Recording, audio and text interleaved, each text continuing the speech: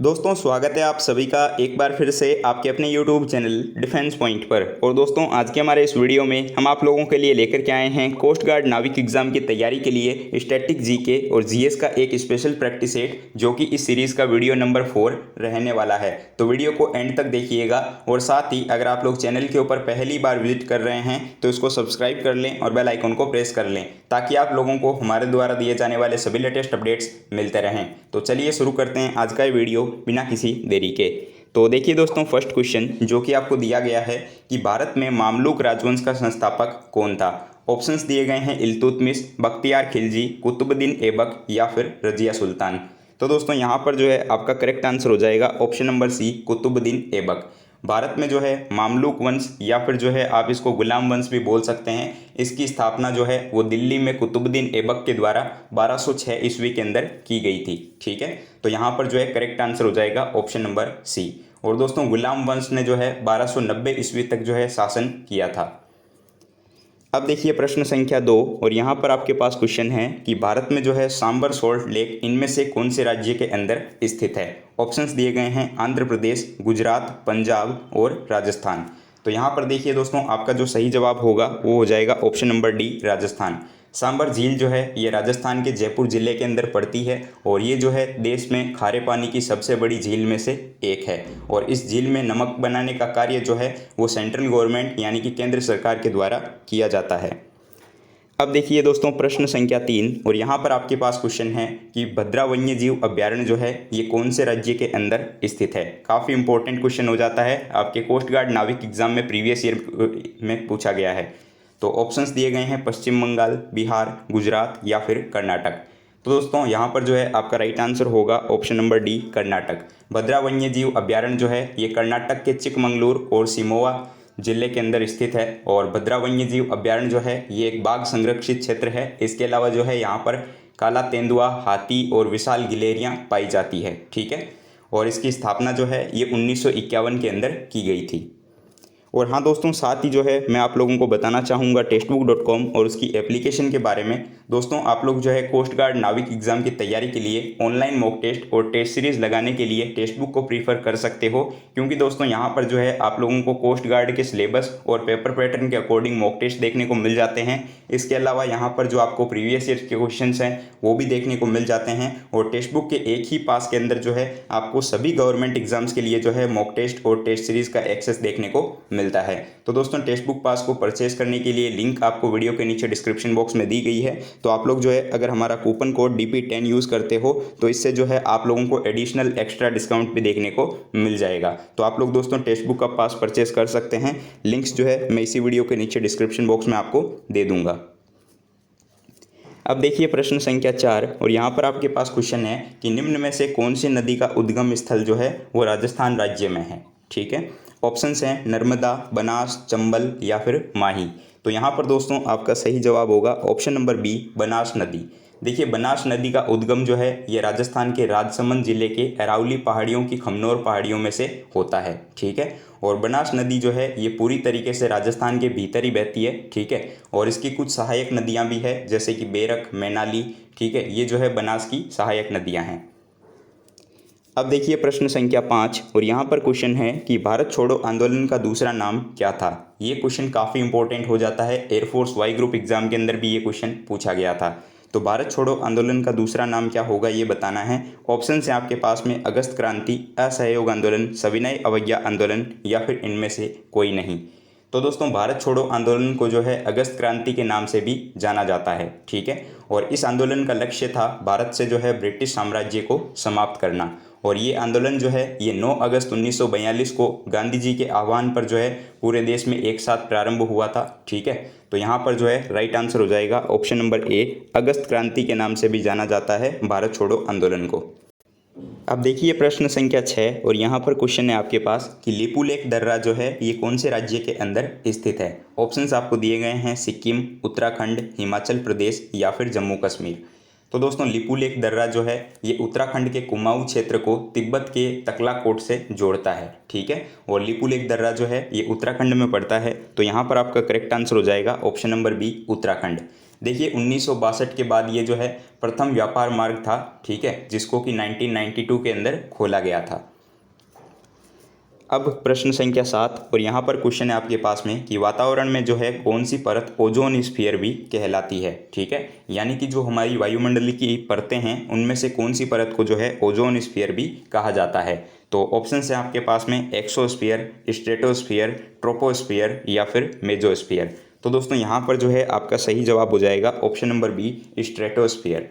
देखिए सबसे पहले मैं ओजोन मंडल की बात करता हूं तो ओजोन परत जो है ये वायुमंडल में लगभग 10 किलोमीटर से लेकर के 40 किलोमीटर तक फैली हुई है और ये जो है आपके स्ट्रेटोस्फीयर यानी कि समताप मंडल के अंतर्गत पड़ती है, ठीक है। और दोस्तों ओजोन परत जो है ये हमारी पराबैंगनी किरणों से जीवन की रक्षा करती है, ठीक है। तो करेक्ट आंसर हो जाएगा यहाँ पर आपका ऑप्शन नंबर बी, स्ट्रेटोस्फीयर या फिर समताप मंडल। अब देखिए क्वेश्चन नंबर 8 और यहाँ पर क्वेश्चन है कि निम्नलिखित में से कौन सी मृदा को रेगूर मृदा के नाम से भी जाना जाता है। तो काफ़ी कॉमन सा क्वेश्चन है, लेकिन आपके सिलेबस में जो है मिट्टियों से रिलेटेड एक क्वेश्चन पूछा जाता है एग्जाम में। तो यहाँ पर देखिए जो ऑप्शंस दिए गए हैं उनमें देखें तो जलोढ़ मृदा, लेटेराइट मृदा, शुष्क मृदा या फिर काली मृदा, ठीक है। तो यहाँ पर आपका राइट आंसर होगा ऑप्शन नंबर डी, काली मृदा, जिसको कि रेगूर के नाम से भी जाना जाता है। और इस मिट्टी में जो है जल धारण करने की क्षमता सबसे ज़्यादा होती है और ये जो है कपास की खेती के लिए उपयुक्त मानी जाती है, ठीक है। अब देखिए प्रश्न संख्या 9 और यहाँ पर क्वेश्चन है कि अल बरूनी के द्वारा लिखित पुस्तक का नाम क्या है। तो दोस्तों इस टाइप के क्वेश्चंस भी जो है आपको अक्सर एग्जाम में देखने को मिलते हैं, जैसे कि अर्थशास्त्र पुस्तक जो है वो किसके द्वारा लिखी गई है, मेगास्थनीज के द्वारा लिखी गई पुस्तक कौन सी है, ठीक है। तो आपको जो प्राचीन काल से संबंधित पुस्तकें हैं उनके बारे में सभी टॉपिक्स को कवर कर लेना है, ठीक है। तो यहाँ पर जो है आपको पूछा गया है कि अल बरूनी द्वारा लिखित पुस्तक का नाम क्या है। तो दोस्तों यहाँ पर जो है आपका करेक्ट आंसर हो जाएगा ऑप्शन नंबर ए, किताब उल हिंद, ठीक है। अल बरूनी जो है ये महमूद गजनवी के साथ में भारत आया था और वो जो है मतलब फारसी और अरबी भाषा का अच्छा ज्ञाता था। उसने जो है संस्कृत, हिंदू धर्म और भारतीय दर्शन का अध्ययन किया। इसके अलावा जो है उसने कई सारी पुस्तकें लिखी जिसमें कि उसकी किताब उल हिंद जो है वो सबसे अधिक प्रसिद्ध थी, ठीक है। और ये कृति जो है ना मतलब आज भी इतिहासकारों के लिए एक महत्वपूर्ण स्रोत है। अब देखिए प्रश्न संख्या 10 और यहाँ पर क्वेश्चन है कि निम्नलिखित में से किसने जो है गदर पार्टी की स्थापना की थी। ऑप्शंस दिए गए हैं वी डी सावरकर, भगत सिंह, चंद्रशेखर आज़ाद या फिर लाला हरदयाल। तो दोस्तों 1 नवंबर 1913 को जो है अमेरिका के सैन फ्रांसिस्को नगर में लाला हरदयाल के द्वारा जो है गदर पार्टी की स्थापना की गई थी, ठीक है। तो यहाँ पर जो है आपका करेक्ट आंसर हो जाएगा ऑप्शन नंबर डी, लाला हरदयाल। देखिए क्वेश्चन नंबर 11 और यहाँ पर क्वेश्चन है कि विश्व का सबसे कम उम्र वाला वलित पर्वत जो है इनमें से कौन सा है। ऑप्शन हैं अरावली, हिमालय, एंडीज या फिर विंध्य। तो यहाँ पर दोस्तों आपका सही जवाब हो जाएगा ऑप्शन नंबर डी, हिमालय पर्वत, ठीक है। मोड़दार या फिर जो है वलित पर्वत जो होते हैं ना उनमें से अगर बात करेंगे कि सबसे नवीनतम पर्वत कौन सा है तो यहाँ पर हो जाएगा आपका राइट आंसर हिमालय, ठीक है। अब देखिए दोस्तों प्रश्न संख्या 12 और यहाँ पर आपको क्वेश्चन दिया गया है कि सूर्य का जो प्रकाश है वो पृथ्वी तक जो है लगभग कितने मिनट में पहुँचता है। काफ़ी कॉमन क्वेश्चन हो जाता है। इसके अलावा ये जो है आपके लगभग सभी एग्जाम्स में पूछा गया है। एयरफोर्स, नेवी और कोस्ट गार्ड में भी जो है बार बार ये क्वेश्चन रिपीट होता है। तो अगर बात करें कि सूर्य का प्रकाश जो है वो पृथ्वी तक कितने मिनट में पहुँचता है तो ऑप्शंस के अकॉर्डिंग जो है हमारा यहाँ पर करेक्ट आंसर हो जाएगा ऑप्शन नंबर बी, 8 मिनट, ठीक है। चलिए अब देखिए क्वेश्चन नंबर 13 और यहाँ पर क्वेश्चन है कि आर्य समाज की स्थापना जो है वो इनमें से किसके द्वारा की गई थी। ऑप्शन हैं आपके पास में राजा राम मोहन राय, गोपाल कृष्ण गोखले, स्वामी दयानंद सरस्वती या फिर एनी बेसेंट, ठीक है।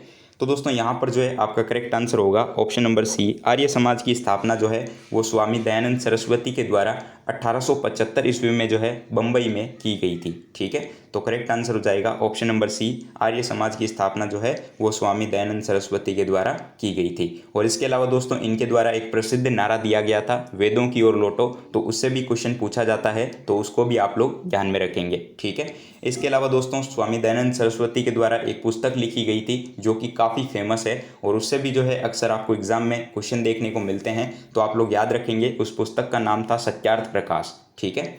चलिए नाउ क्वेश्चन नंबर 14 और यहाँ पर क्वेश्चन है आपके पास में कि वल्लभ भाई पटेल को जो है सरदार की उपाधि इनमें से किसके द्वारा दी गई थी।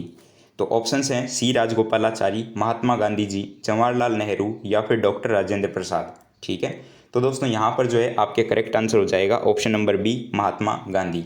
देखिए, सरदार वल्लभ भाई पटेल जो है वो भारत के स्वतंत्रता संग्राम सेनानी थे और भारत की आज़ादी के बाद जो है वो पहले गृह मंत्री और उप प्रधानमंत्री भी बने थे। ठीक है। और जब वो जो है बारदोली सत्याग्रह का नेतृत्व कर रहे थे तो पटेल को जो है सत्याग्रह की सफलता मिलने पर वहाँ की महिलाओं और जो है महात्मा गांधी के द्वारा सरदार की उपाधि दी गई थी। ठीक है। तो यहाँ पर जो है करेक्ट आंसर हो जाएगा option number B, Sardar Vallabh भाई पटेल को जो है सरदार की उपाधि मतलब बारदोली सत्याग्रह के दौरान वहाँ की महिलाओं और गांधी जी के द्वारा दी गई थी। अब देखिए प्रश्न संख्या 15 और यहाँ पर क्वेश्चन है कि भारत रत्न पुरस्कार पाने वाले पहले भारतीय कौन थे। ठीक है। तो ऑप्शंस हैं महात्मा गांधी, इंदिरा गांधी, डॉक्टर एस राधाकृष्णन या फिर जवाहरलाल नेहरू। तो दोस्तों यहाँ पर जो है आपका सही जवाब होगा option number D, doctor Sarvepalli Radhakrishnan. ठीक है। जिनको भारत का सर्वोच्च नागरिक सम्मान दिया गया जो कि भारत रत्न होता है। और ये जो सम्मान है ना, ये राष्ट्रीय सेवाओं के लिए दिया जाता है और इसमें क्या होता है कि एक पीपल के पत्ते पर जो है सूर्य की मतलब कि प्लेटिनम छवि के संग देवनागरी लिपि में जो है भारत रत्न लिखा हुआ होता है। ठीक है। चलिए अब देखिए क्वेश्चन नंबर 16 और यहाँ पर क्वेश्चन है कि बनारस हिंदू विश्वविद्यालय की स्थापना जो है वो किसके द्वारा की गई थी। तो दोस्तों यहाँ पर ऑप्शंस हैं गोपाल कृष्ण गोखले, पंडित मदन मोहन मालवीय, मोतीलाल नेहरू या फिर महात्मा गांधी। ठीक है। तो दोस्तों यहाँ पर जो है करेक्ट आंसर हो जाएगा option number B, Madan Mohan Malaviya. Kashi Hindu Vishwavidyalaya जो कि वाराणसी में स्थित एक सेंट्रल यूनिवर्सिटी है और इसकी स्थापना जो है वो महामना या फिर जो है पंडित मदन मोहन मालवीय के द्वारा 1916 में जो है वसंत पंचमी के दिन की गई थी। ठीक है। अब देखिए प्रश्न संख्या 17 और यहाँ पर क्वेश्चन है आपके पास में कि अलीगढ़ आंदोलन जो है वो किसके द्वारा शुरू किया गया था। ऑप्शंस दिए गए हैं मौलाना मंजूर एहसान, डॉक्टर मंफूर अहमद अली, मोहम्मद अली जिन्ना या फिर सर सैयद अहमद खान। ठीक है। तो यहाँ पर दोस्तों आपका सही जवाब होगा ऑप्शन नंबर डी, अलीगढ़ आंदोलन जो है इसकी शुरुआत अलीगढ़ उत्तर प्रदेश से हुई थी और इसके संस्थापक जो है आंदोलन के वो सर सैयद अहमद खान को माना जाता है। ठीक है। तो यहाँ पर करेक्ट आंसर हो जाएगा आपका ऑप्शन नंबर डी कि अलीगढ़ आंदोलन जो है वो सर सैयद अहमद खान के द्वारा अलीगढ़ उत्तर प्रदेश में शुरू हुआ था।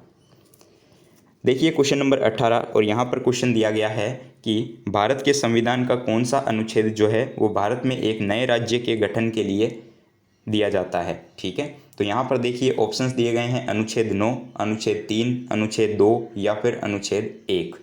तो दोस्तों भारतीय संविधान का जो अनुच्छेद 3 है वो संसद को अधिकृत करता है कि वो जो है मतलब किसी भी राज्य या फिर जो है उसके राज्य क्षेत्र को अलग करके जो है मतलब कि राज्य के क्षेत्र को बढ़ा सकेगी, राज्य के क्षेत्र को घटा सकेगी या फिर जो है उनकी सीमाओं में परिवर्तन कर सकेगी या फिर जो है उनका नाम भी बदल सकती है। तो यहाँ पर दोस्तों आपका करेक्ट आंसर हो जाएगा ऑप्शन नंबर बी, अनुच्छेद 3।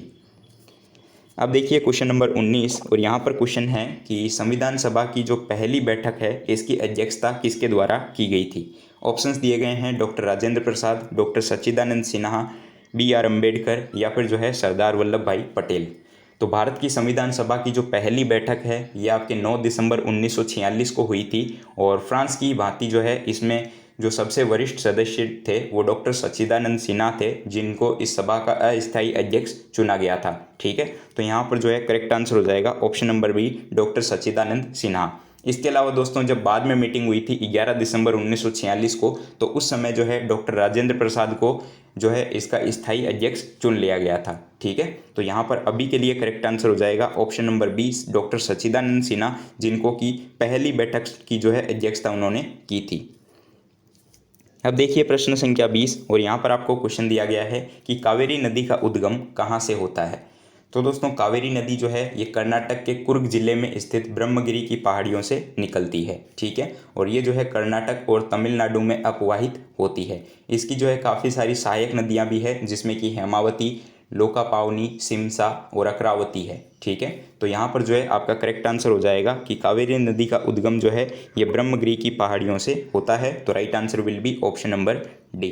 तो दोस्तों उम्मीद करता हूँ कि आपको जो है सभी 20 क्वेश्चन समझ में आ गए होंगे और आप लोगों को हमारा आज का ये वीडियो पसंद आया होगा। तो अब एक क्वेश्चन आप लोगों के लिए है क्वेश्चन फॉर यू सीरीज़ में। तो आपके लिए क्वेश्चन है कि बांग्लादेश का जो राष्ट्रगान है आमार सोनार बांग्ला, इसकी रचयिता कौन थे या फिर जो है इसके जनक किसे माना जाता है। ऑप्शंस आपको दिए गए हैं, तो इसका जो भी राइट आंसर होगा वो आप लोगों को इस वीडियो के नीचे कमेंट बॉक्स में कमेंट करके बताना है। और दोस्तों, अगर आप लोगों को ये वीडियो पसंद आया हो तो वीडियो को लाइक कीजिएगा, चैनल पर नए हो तो चैनल को सब्सक्राइब कीजिएगा और अपने दोस्तों के साथ में शेयर करना बिल्कुल भी मत भूलिएगा। और दोस्तों, आपको जो PDF है वो टेलीग्राम ग्रुप के अंदर देखने को मिल जाएगी, तो अगर आप लोगों ने अभी तक टेलीग्राम ग्रुप को ज्वाइन नहीं किया है तो उसकी भी लिंक आपको इसी वीडियो के नीचे डिस्क्रिप्शन बॉक्स में दी गई है। तो मिलते हैं दोस्तों हमारे एक नए वीडियो के साथ में, तब तक के लिए जय Hind and thank you so much for watching this video.